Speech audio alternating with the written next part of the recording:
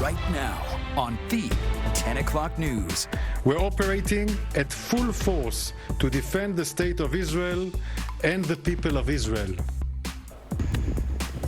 We're following major breaking news right now. The Middle East war is escalating tonight, with Iran sending drones and missiles into Israel, launching a direct military assault on the country for the first time. Iran has to be careful because Iran does not want a regional war. It's a war that will drag out and will bleed them dry.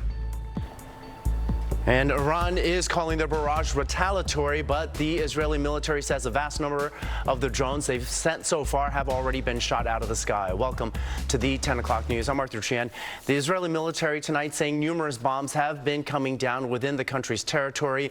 Sirens began sounding in Israel about 3 hours ago, warning people to take cover. So far, no deaths are being reported, but one person, a child, has been injured. Here are the top headlines unfolding right now in this event. The U.S. pledging unwavering support for Israel, sending fighter jets to help take down drones. The airspace is closed over Israel and several other surrounding countries. Biden cut short his weekend at home, returning to D.C. to meet with his national security team. And the Iranian government has launched drones, raising concerns about the escalation of a far-reaching Middle East war that would involve other countries. We have team coverage tonight, including military analyst Major Mike Lyons. Our Richard Jacobus is live at Temple Emmanuel with local reaction, but we begin with Jessica Formoso live in the newsroom with the late-breaking details. Jessica. Arthur, tensions are high tonight. There are still many unknown at this hour. This is the first time Iran, after more than 40 years of threats, has launched an attack on Israel. The question tonight is, what is Israel going to do and when?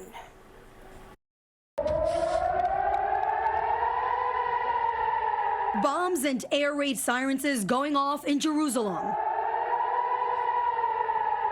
By late Saturday afternoon, the world's attention was on the Middle East after Iran launched dozens of drones and ballistic missiles at Israel. This is the first chapter in a multi-chapter attack. The Israel Defense Forces says over 200 killer drones, cruise and ballistic missiles have been fired by Iran. Wide-scale attack by Iran is a major escalation. The IDF says it's operating at full force to defend its people. So far, we have intercepted and are continuing to intercept dozens of attack drones as well as cruise missiles and ballistic missiles outside of Israel's border. This is video over the skies of Israel as forces appear to intercept what's being launched at them.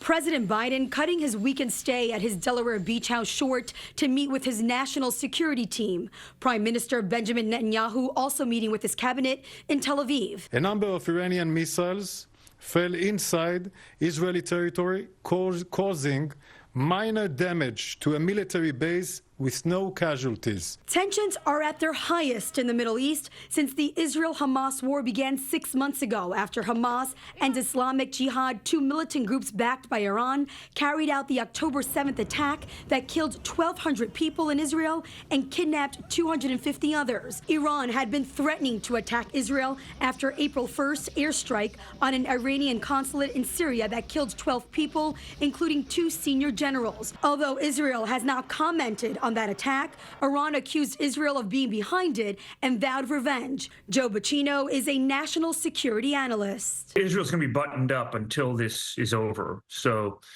they're going to rely on Iron Dome. They're going to rely on their integrated air and missile defense systems. So you won't see anything, any response from Israel for a little while at least. And then we'll see what that looks like. There are reports one strike critically wounded a 7-year-old girl in a town in southern Israel. Arthur? Thank you very much, Jessica. Well, Iran's bombardment is the second major military attack Israelis have had to deal with in the past 6 months. The first assault, of course, occurring during October 7th terror attack by Hamas. And tonight, New York City officials are reacting. Our Richard Jacobus joins us live right now from Temple Emmanuel on the Upper East Side. Richard.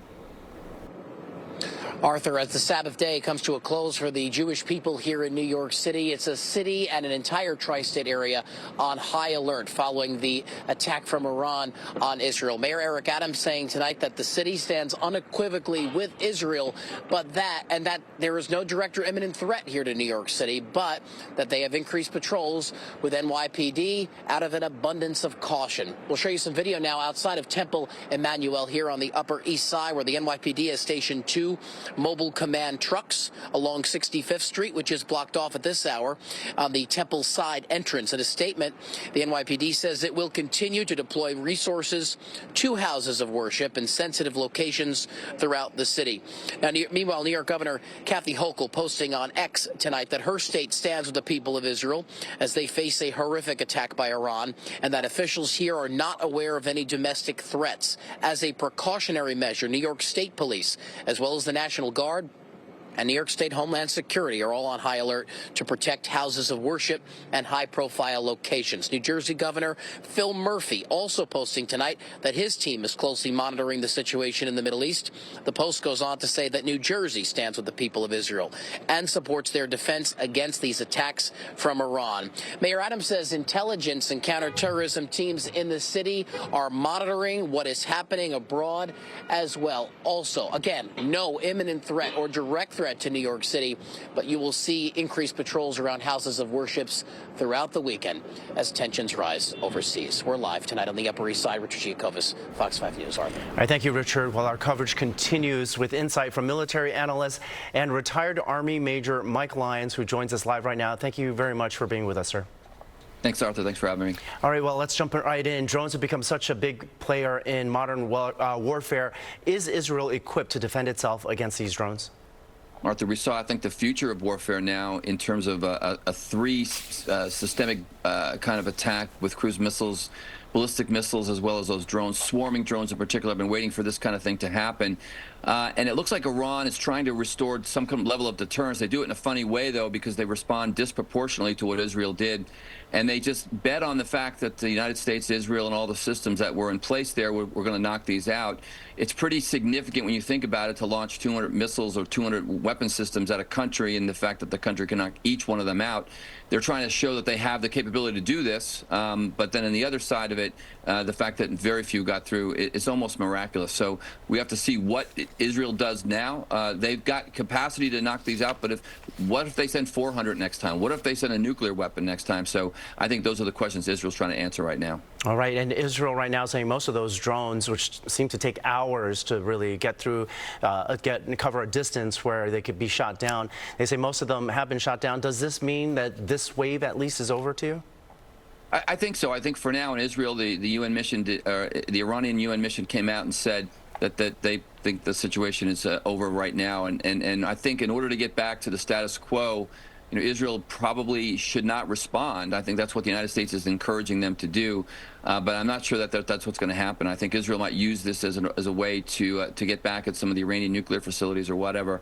The bottom line from Israel's perspective, they were attacked by rockets that came from the sovereign land of Iran, and from that perspective, that's intolerable. Now, in the military world, I know there's a very unique way of looking at things. Some might say that this was just a straight-up retaliation for the embassy attack. Is it a retaliation, or is this an escalation, or is there a difference between the two in your military view? So from a military perspective, deterrence has failed because the Iranians decide to respond disproportionately. This is their way of trying to bring back that deterrence, to tell Israel, don't attack because we have this capability now. We can send 200 missiles and drones at your country. I think that's kind of jaded thinking. I think that Israel is going to sit back and do nothing because of this attack. So from a straight military perspective, the Iranians would be foolhardy to try to get into some kind of a conflict with Israel and allow them from their perspective to go after Iranian targets, because from their perspective, the Israelis are going to respond disproportionately as well. Okay, and last question. What are you looking for now? Is it Israel's response that you're looking at?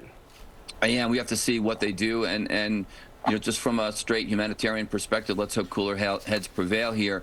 You have Hezbollah in the north in Lebanon, potentially opening up another front there. Israel does not want to get into a three-front war. They're fighting Gaza, they're fighting Hamas in the south. They've got Hezbollah in the north and in Lebanon. And if the Iranians decide to send more ballistic missiles, they're going to have their hands full very quickly. All right, Major Mike Lyons, thank you very much for your insight tonight. Really appreciate it. Thanks for having me. All right, we have much more coverage, as you might imagine, coming up later in this newscast as this situation continues to unfold. We are going live to Tel Aviv, and as always, coverage continues online at fox5ny.com. You can download the free Fox 5 New York app to have updates sent directly to your phone. You're watching the 10 o'clock news. Sirens blaring in Israel as Iran launches drones and ballistic missiles toward the country. This is a historic attack, raising concerns over a larger regional war that's erupting. Fox 5's Jessica Formoso joins us live right now in the newsroom with the latest on this breaking news. Jessica. Arthur, this is the first time Iran, after more than 40 years of threats, has launched an attack on Israel. As you said, bombs and air raid sirens have been going off in Jerusalem for hours now. The Israel Defense Forces says hundreds of drones, cruise missiles, and ballistic missiles have been fired by Iran. The IDF says it's operating at full force to defend its people. Tensions are at their highest in the Middle East since the Israel-Hamas war began 6 months ago. Iran had been threatening to attack Israel after the April 1st airstrike on an Iranian consulate in Syria that killed 12 people, including 2 senior generals. Although Israel has not commented on that attack, Iran accused Israel of being behind it and vowed revenge. The Israel Defense Forces says a wide-scale attack by Iran is a major escalation. The regime in Iran fired a massive swarm over 200 killer drones, cruise missiles, and ballistic missiles towards the state of Israel. Together with our allies and partners across the region, we are operating at this very moment to defend Israel from Iran's attack. So far, we have intercepted the vast majority of incoming missiles by Israeli systems. And tonight I spoke with Jonathan Tobin, editor-in-chief of the Jewish News Syndicate. The danger isn't completely over, but by firing those weapons, which could be easily countered, they were making a symbolic gesture at Israel, as dangerous and lethal potentially as it could be. Had it authorized Hezbollah to fire on Israel, we'd be in all-out war right now. That this God knows how many casualties that would cause. The IDF says a number of Iranian missiles fell inside Israeli territory, causing minor damage to a military base. So far, no casualties. However, there are reports one strike critically wounded a 7-year-old girl. Arthur? All right, thank you very much, Jessica. Our coverage tonight continues with American journalist Zach Anders, who's joining us live from Tel Aviv. Zach, thank you for joining us. Can you describe for us what you are seeing or hearing so far tonight? Well, we're coming up on 6 a.m. here. The sun is coming up. This airspace is closed, but it has been noisy. There's been jets flying over Tel Aviv all night. And the most remarkable images are coming out, actually, of Jerusalem, of the interceptions that are taking place over the holy sites. It's just remarkable to see Iran and their ability to reach this far across the Middle East with their weapons and to create these scenes now that many Israelis are waking up to. In fact, the whole Middle East is waking up to, and the significance of seeing the explosions taking place above the Al-Aqsa Mosque, remarkable to see. Zach, I wonder, have you noticed a difference in terms of the amount of people out and about? Are people staying in, or because so many of these, whether they're missiles or drones, are being intercepted, are people sort of going about their business? It's Israel's 6th month of war. They're very accustomed to the rockets and the chaos. That last night late, people were still out, even as the alerts started to come in that the drones were in the air and had several hours to reach Israeli airspace. People felt confident in the ability of the Iron Dome, one of the world's most effective air defense systems, to be able to keep them safe. one noticeable difference: just about every home in Israel has rolling shutters, blinds that block the glass from being shattered if there's an explosion, and you did notice that just about every home had their shutters down overnight. All right, and by bombing Iran's embassy in Syria, can it be said that Israel provoked what happened today?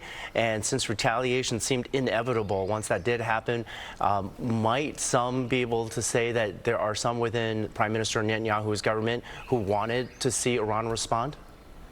Yeah, absolutely. This is calculated to know that you're going to be striking a consulate in Syria, but it's Iranian soil. It's their consulate right next door to their embassy, right next door to the Canadian embassy as well. This was very deliberate, and Israel sees this window of opportunity in this conflict to tackle the very top, the very point of this spear. It's always been Iran, to the Israeli argument, that has controlled Hamas, that has controlled Hezbollah, that has funded these terrorist efforts around them that create the instability on their own borders. So for a long time, the Israeli leadership has not only openly discussed what Iran's role in all of this is, but what they need to do to eliminate Iran, to take away to undercut Ayatollah Khomeini, and attempt to create a more stable Middle East in their image. And this tonight, well, for you tonight, this morning for us, as we're waking up, the Israeli War Cabinet is set to meet here shortly, and they're going to set out the next steps. They're openly discussing what they will do to retaliate, even though we think of April 1st and the consulate strike as the beginning of the majority of the Iranian tensions, even though the history goes back decades. So tonight, this morning, the question: what will the Israelis do in response? Do they look at this as a window of opportunity now to say, okay, the gloves are off and we're going to start striking targets? Now that you've struck our soil, we're going to strike Iranian soil. That's the big question. Oh boy. All right, thank you so much, Zach. Please be as safe as you possibly can. All right, our coverage continues online at fox5.com, and download the free Fox 5 New York app to have updates sent directly to your phone.